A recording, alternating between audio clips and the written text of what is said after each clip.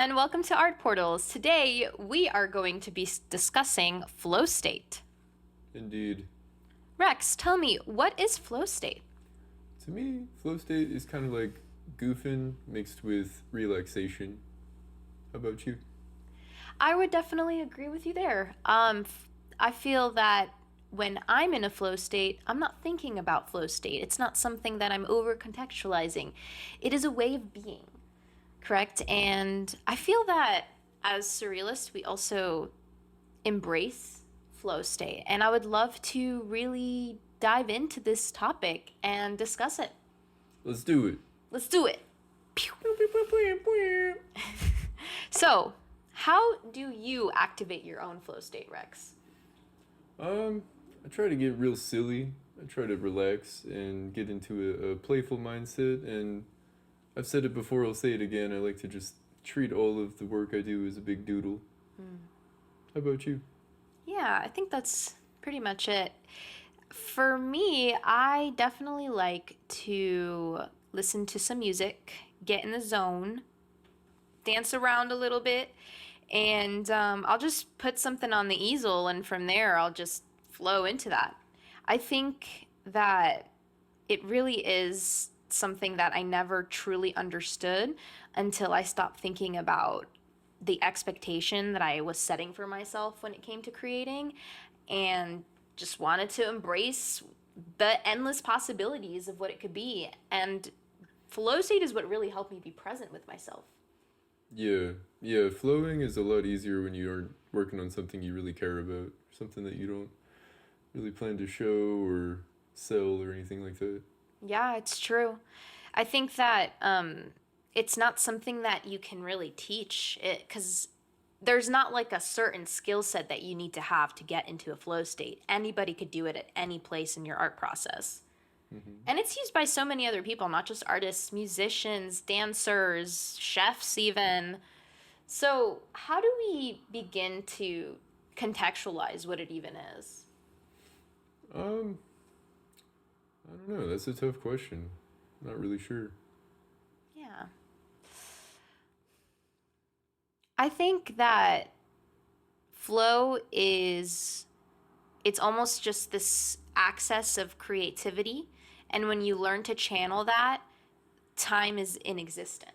And you really become focused with what's in front of you and start to enjoy and have a relationship with what you're creating. And it becomes less about that creation and more about you and what you can really create for yourself instead of just the physical thing that you're trying to produce just to show your friends, your community, or whatever it is. Yeah, I mean, I agree with you. I do think it means something different for every person, and it might look different depending on who's talking about it. But yeah, I think when I'm flowing the most, I'm listening to music and I'm not thinking, I'm acting, and I'm following through. It feels like an effortless series of events is happening, and in the same way that like probably a professional dancer would feel. They're just not really thinking too much. They're letting the music flow through them, and then there's a physical action that's happening, but you're not really planning or coordinating a series of steps. Yeah, exactly. It's just real pure joy and you're bringing that out within you. It's like the electricity that's running through your body. It's the blood that flows through your veins. It's all interconnected in a weird way. And I really do feel like flow is just a sixth sense that we all have access to. And we don't want to ever sound like we're being elite about, oh, this is what you have to do. So you have to wake up, and if you didn't do this and you missed out and now you're not going to be in a flow state. Like you could be having the worst day possible and still manage to escape into that flow. So really it's just about trusting and giving yourself the opportunity to relax into yourself and activate that inner child. Yeah, and anything can be flow. Driving to work can be flow. You can make a stew and the whole time you're flowing, you're not planning too much, you're just chopping vegetables and goofing. Doing laundry can be a exercise. It can everything could be a meditation or flow.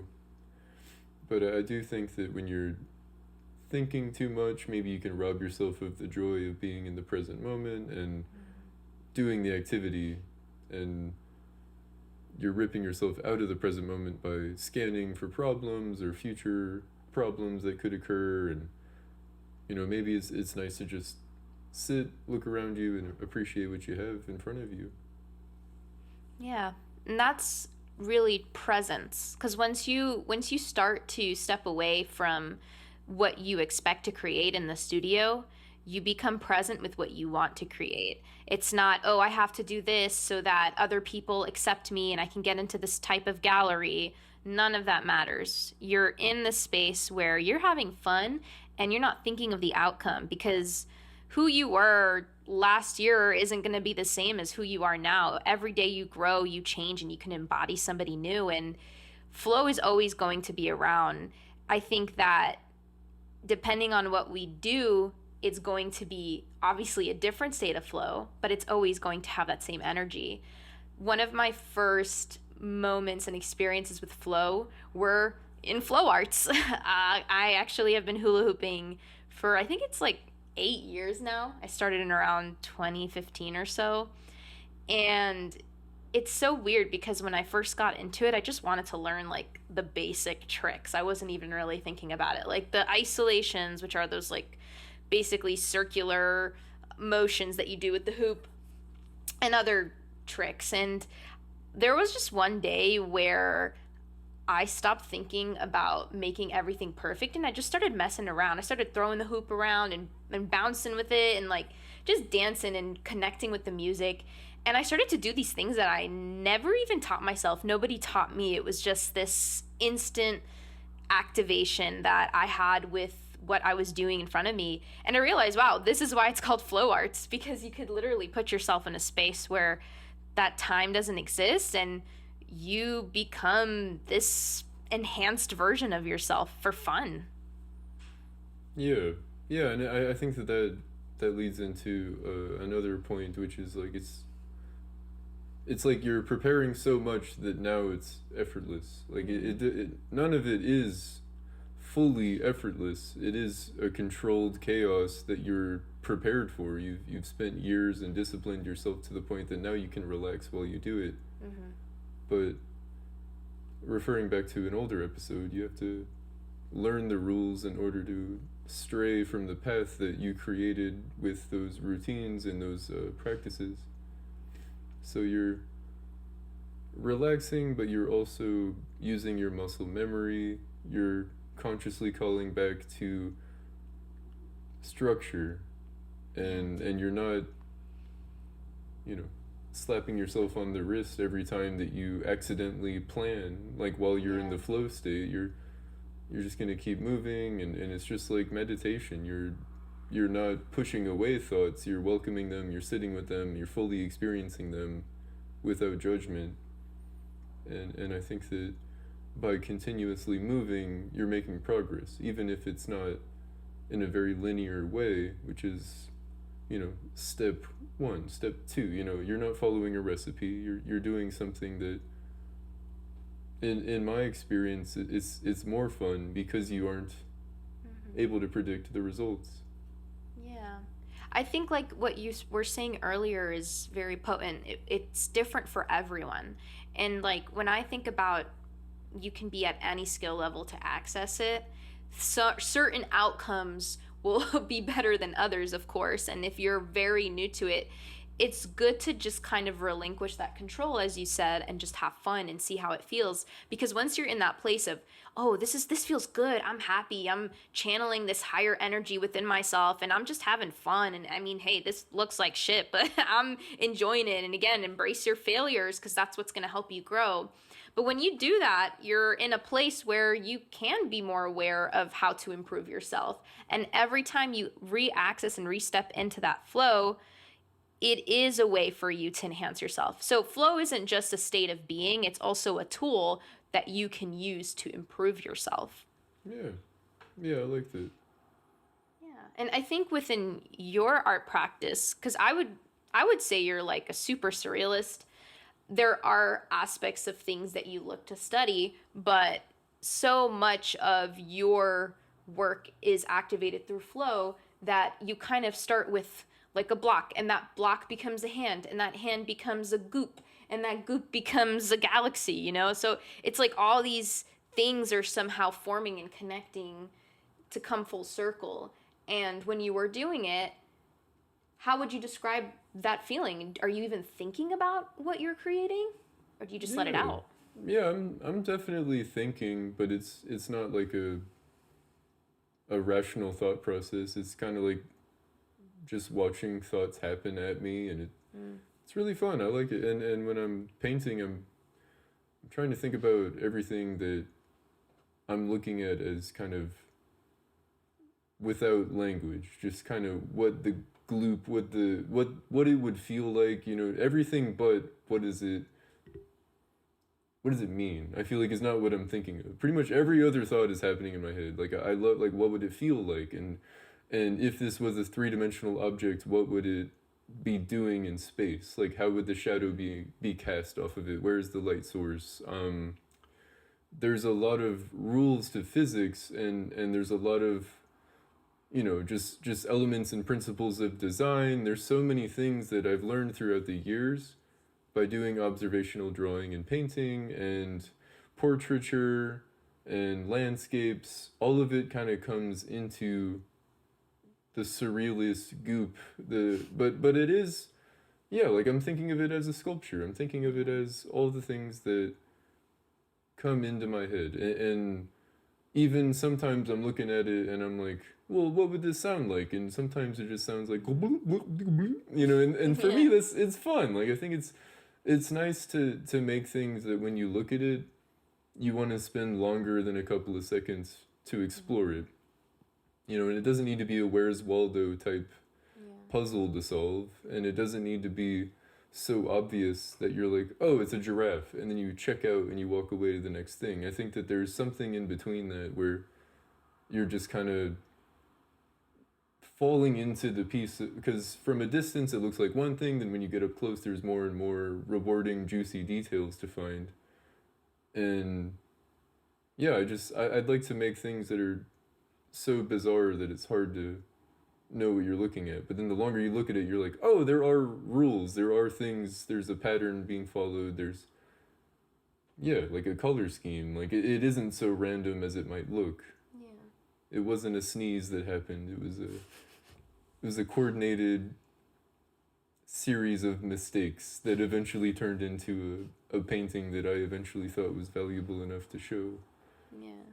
But a lot of paintings don't make it to that finished stage.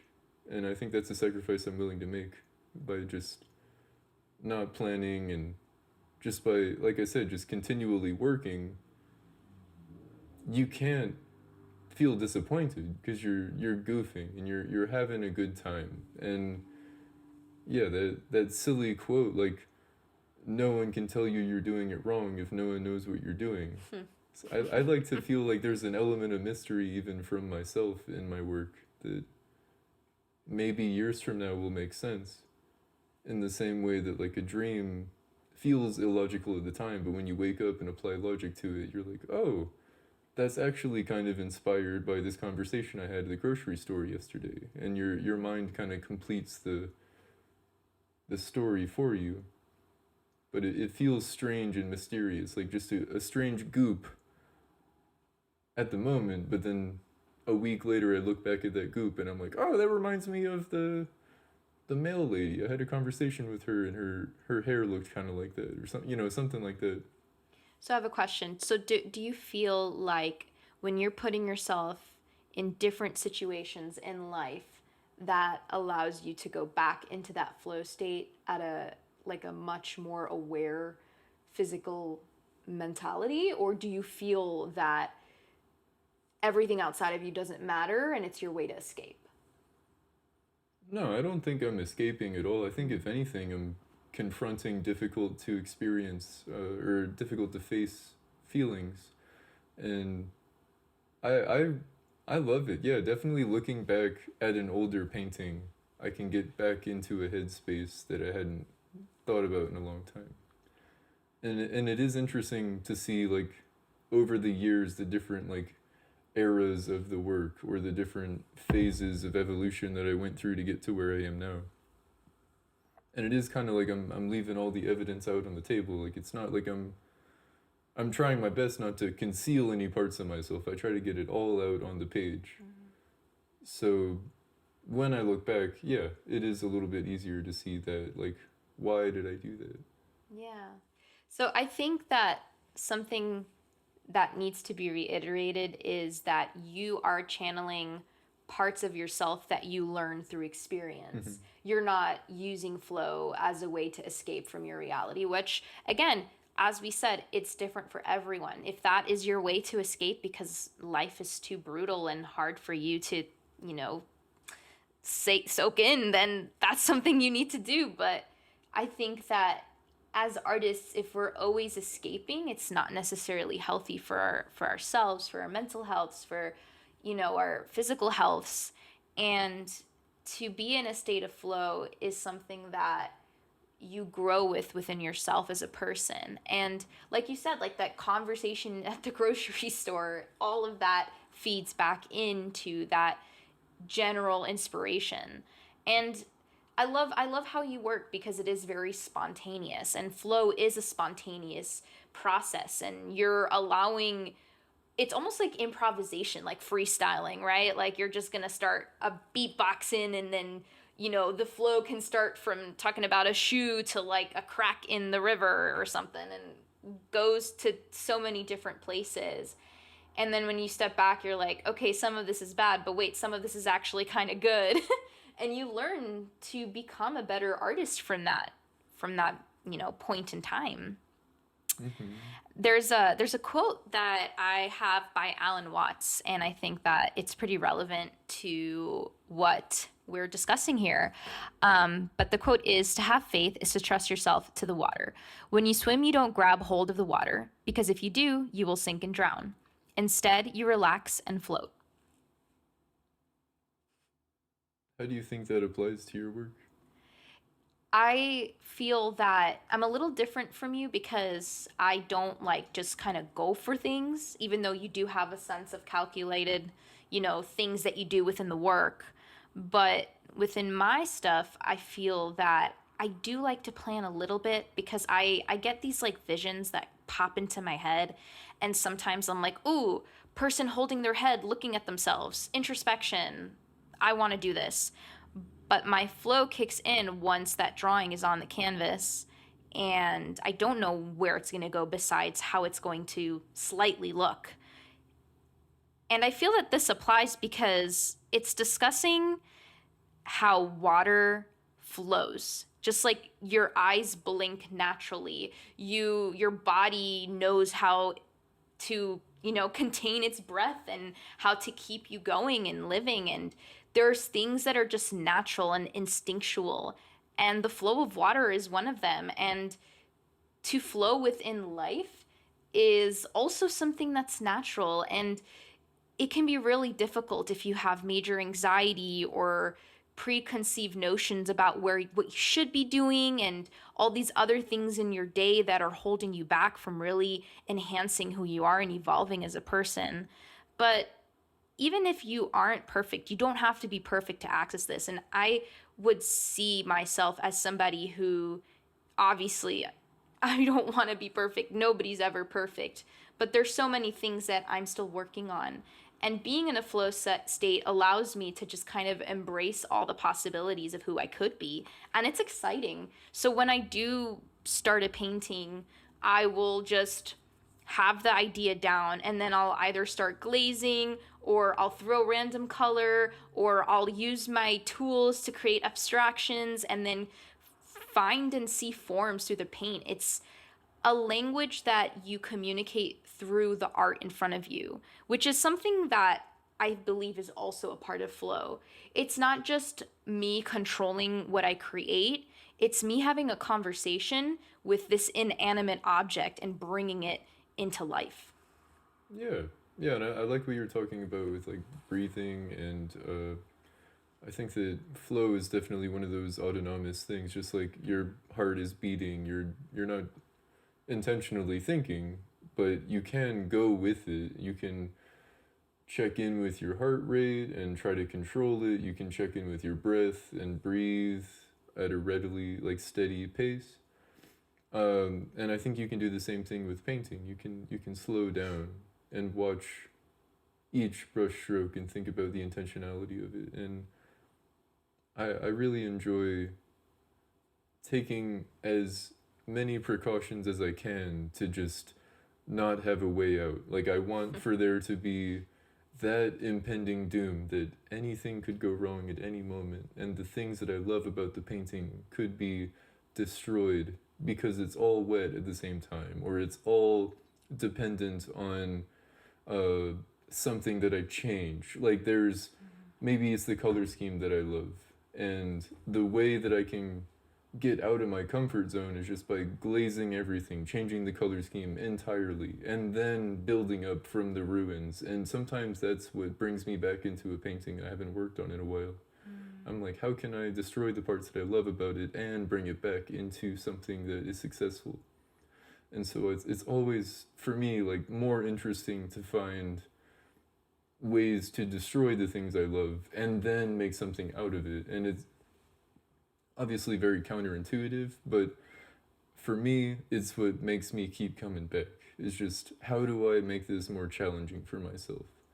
And how do I build something that, even though I love it now, how do I remove all the parts that I love about it and still make a successful piece? Because I don't think it's about me. I think it's about the experience and the viewer, and what other people can find within the work. And at the same time, that of course it's selfish to destroy something that maybe could be a successful piece on its own without any more intervention.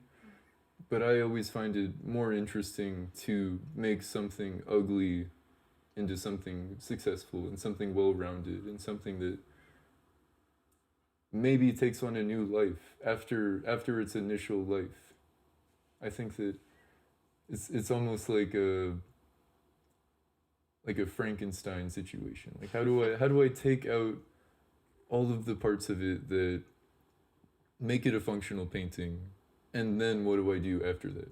So would you say those periods of discomfort are also a part of your flow, or do you put yourself in those challenging situations so that you can reactivate that flow? Because I feel like sometimes it's hard to keep that focus going. Yeah, and I don't know why I do it. I think that it's definitely something I've noticed over the years, but it's one of my favorite things to do.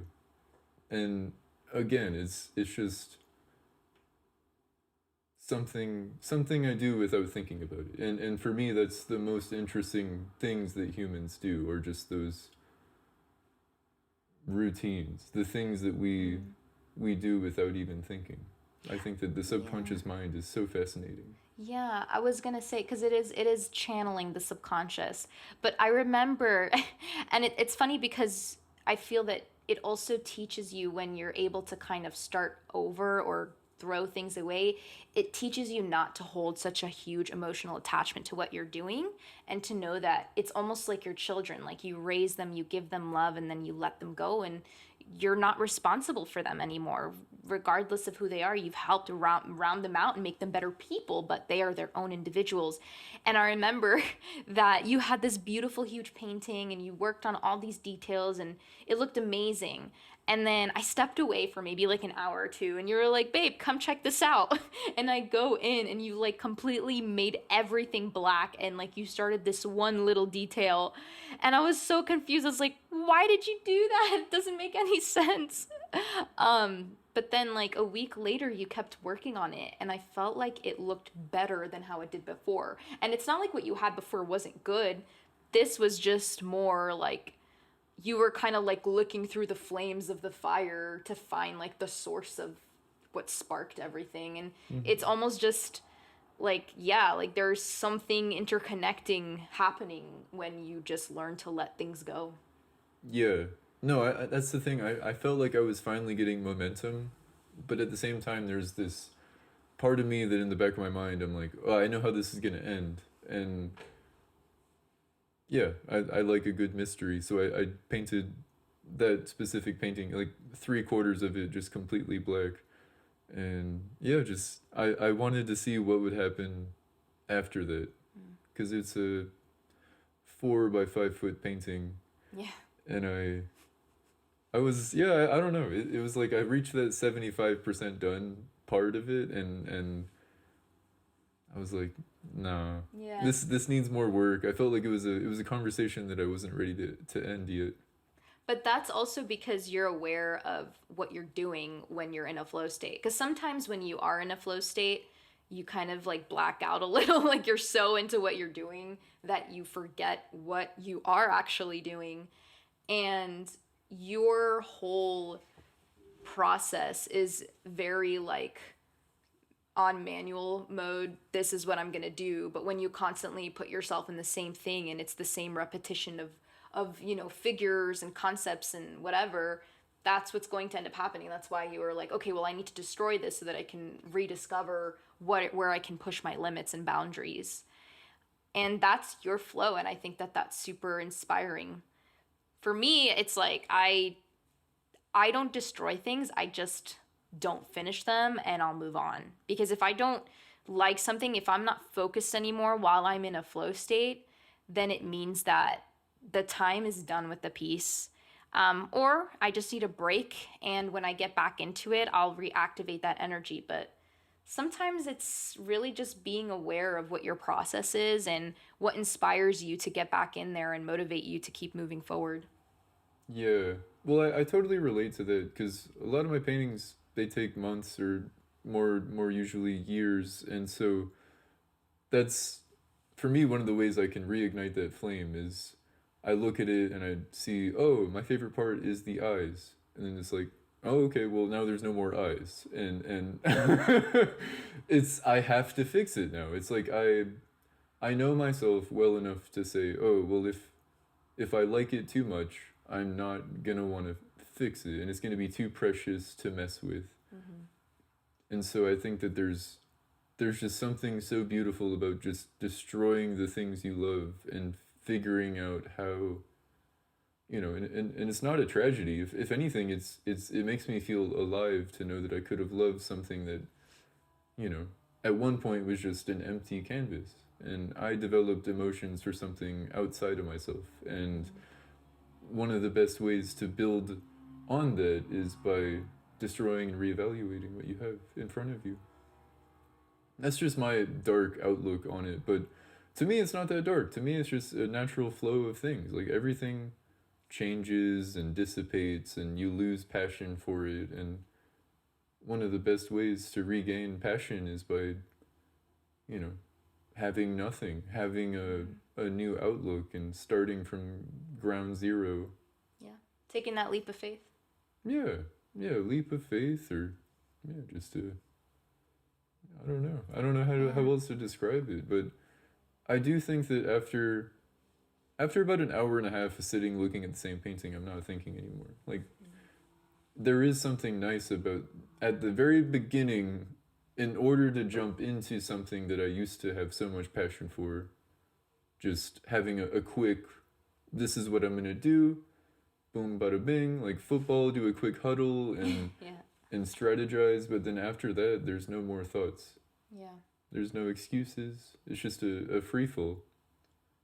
Art is a visual experience, Mm-hmm. right? And I think that's something that is not emphasized enough when, especially in the academic world, being a student, so much of our premise as what we do is to explain what we do. Everything has to have a meaning. Why do you do this? Where does that come from? And I do feel that it's important to know your shit. But there is also a level of how much time are you devoting yourself to what is in front of you, not to impress what other people say, not to stick with whatever's already trending, not to create something aesthetic so it sells. It's not this exterior label that you can put on your to-do list. It's truly a visual experience. We can sit here and even talk to you guys about everything that you need to do, but really the only people that can determine is the artist and what the artist is creating. Mm-hmm. So I do think that there is a level of importance with knowing what you create. But through flow, through activating that visual experience, you get to really channel a subconscious meaning. And when we do things from the subconscious, there's always going to be meaning. There's always going to be intention. Like if we have a crazy, kooky, wacky dream, and maybe your grandmother turned into a hawk and the hawk ate a fish and you woke up from that dream, maybe this is a message from the outside exterior world telling you that you and your ancestors are going to provide. And then the next day, something crazy happens where you are provided an incredible opportunity. I've had dreams like that before. And it's just like learning to channel your own path in your own life and be aware of all the blessings and all the good things happening around you. Or maybe they're not good. Maybe there's something shitty happening, but learning from that experience to grow and to uplift yourself and to move forward. Yeah. Yeah, most definitely. And it definitely takes a certain amount of discipline, but also a willingness to be vulnerable. And yeah, if you're ever feeling stuck, just open up your sketchbook and like drop your pencil on it and turn that scribble into something. That's I used to do that to my students. If they're like, I don't know what to draw, I would just walk up to them and just mark something on the page, be like, fix it. And some things are meant to be abandoned. Like it's okay. Like if something starts to feel like work, then maybe you aren't in the mood to be in a flow state on that specific piece. And that doesn't mean that you're incapable of flowing. It just means, hey, maybe the relationship with this piece is over, or maybe it's I'll check in with you later. Let's go for a second date, but for now, like, let's just stay friends. Yeah. So every piece of art you make, you're gonna have a different relationship with, and yeah, don't be afraid to be vulnerable, because yes, for me, working for extended periods of time helps me get to know the painting better, but maybe you're the type of person that just wants to work for 20-minute bursts, and that works really well for people working with watercolors or inks or something like that. There's no reason to be afraid of your subconscious. I know when I first started drawing in a more, I guess, loose, like flow state style, I always, for some reason, was like afraid that I was going to draw penises. It was really weird. I was like 15, 16, and like one of my worst fears was for one of my friends to be like, dude, what are you doing? You drawing a dick? I don't know why. That was the most weird fear I had. And maybe then, you were like, you needed to embrace your masculinity or something. yeah. No, but I don't even know how it, like, looking back at my drawings, I'm like, I don't see it. But for some reason, I just got so in my head, and it stopped me on so many occasions from drawing. Luckily, it didn't stop me fully, but yeah, there's just, I think everyone has their own personal hell that they put themselves through, and sometimes it's just about opening up, or even just working so hard that you get past it. Now obviously I don't really think about that anymore, but it is very funny to think about me, 14 years ago, just... It's like, don't draw the penis. Yeah. Don't do it. Wait, I just drew a penis. But it would be so much more fun if I embraced it. And I just was like, how about I start with a penis and turn it into something, and then it's an inside joke with myself that everyone else has no idea what I did was I drew a penis. Exactly. I think that's really the fun of it, is that it is an experience that you get to have within yourself. You're not doing it for anyone else, or no one's telling you how to do it, because we can't tell you. It is just something that you need to be isolated in order to truly access and achieve. And if you've got those demons blocking you from accessing it, dance with those demons.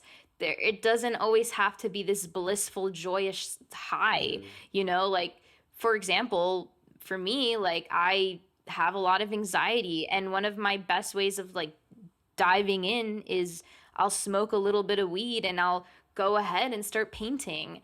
And honestly, that has been such a joyful experience, because I've got either music or a podcast, and I'm so in the moment with everything that I'm doing, and the anxiety is there, but I'm almost dancing with it and creating what's in front of me. And then little do I know, it's been an hour and a half and I'm still doing what I love to do. And I look back and I'm like, wow, I just created this thing. And I wasn't like, oh, today I'm going to paint this hand. And right after that, the fingernail needs to be blue. It was more like, okay, I'm going to start with the hand. And then, oh, I think that next to this hand, I want there to be a waterfall. And all these things start to kind of come full circle because, again, I'm not planning it. I am being with it. And the time really does not exist. And whatever helps you get there, go for it. I'm not always getting high, of course. I can do it even without any enhancement, just being present. But sometimes that little tickle, that little push really helps you fully embrace your potential. Yeah, for sure. You need a leap of faith. Exactly. Yeah. And I think that it is a catalyst, but after a certain amount of time you're not high anymore, but at least you got what you needed in order to get started. Yeah. And there's never going to be a miracle cure that helps you relax. Like, yes. You have to do the work.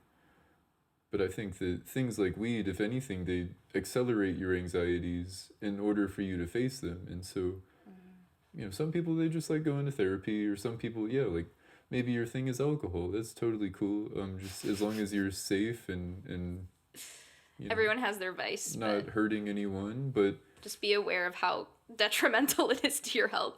Because I do think, like, if you're, like, for example, to be a successful artist, I do believe that being really present with what you're doing is important. And if you need something to push you to focus, then I think that's also a level of awareness that are like, hey, I can't just be sober with what's in front of me.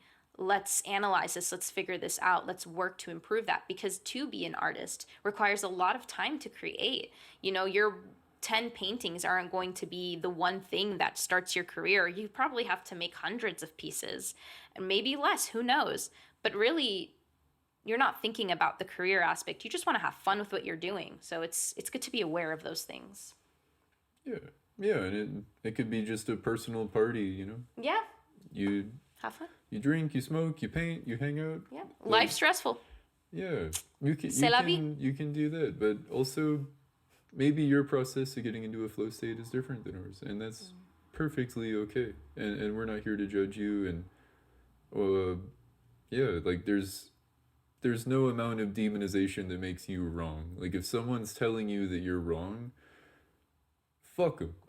Like really, who cares? Like why does someone telling you to stop doing that make you stop? Like, what do you value in that person? And I think that there's so many people that they have role models that they model themselves after, which is amazing. That's so important, to find people doing the thing you want to do and do that. And maybe you want to blaze a new trail, you want to find a new way to do it, and sometimes it's really hard to do just on your own. And it's nice to have a catalyst. And it's not a weakness. It's not, I'm incapable of doing X, Y, and Z without being on drugs. I think it's a level of maturity to recognize, oh, I have limitations. And throughout history, there have been, since the 40s, 50s, it's just, oh, well, these hippies are ruining the work culture. And it's like, well, what is the work culture? It's just productivity, it's capitalism, it's accelerate, build, and all of us are working towards a collective vision. But like, what if the collective vision doesn't align with what I want? And maybe by me stepping out on my own, I'm threatening that process. And so everyone who's still in the bubble is like, well, where are you going? What are you doing over there? And it can be challenging, but if you're, heavy-willed, if you know what you want, then no one can discourage you. And you kind of give people the power to control you with their words. And they're just noises. But if you value the person saying it, then that's what's going to really knock you back, is oh, well, this has value because it triggers something within me that feels like I shouldn't be doing what I'm doing right now.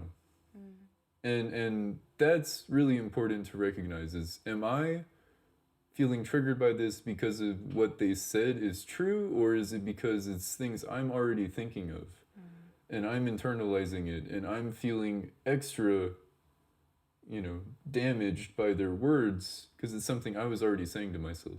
Yeah. We definitely need to do an episode on critiques because I feel that it will help any artist become more improved and well-rounded. But I think the last thing I'd love to reiterate is that through every version of who you are, wherever you are in life, flow will always be there and you can always access it no matter what. The more that you do tap into that state, the more of a precious relationship you continue to develop and build with that. And so don't feel discouraged if you've never experienced it or if you keep creating work that almost feels energy draining. Try to have some fun. This is something that is a lifelong journey, a lifelong friendship, and art is a beautiful thing, and to be able to fully embrace who you are is difficult and it's hard, but flow will help you get there without thinking so much about all the other logistics of who you should be. It's not who you should be, it's who you are, and learning to embrace who you are is what's going to allow you to access that flow. Absolutely. Don't monitor yourself. Yeah.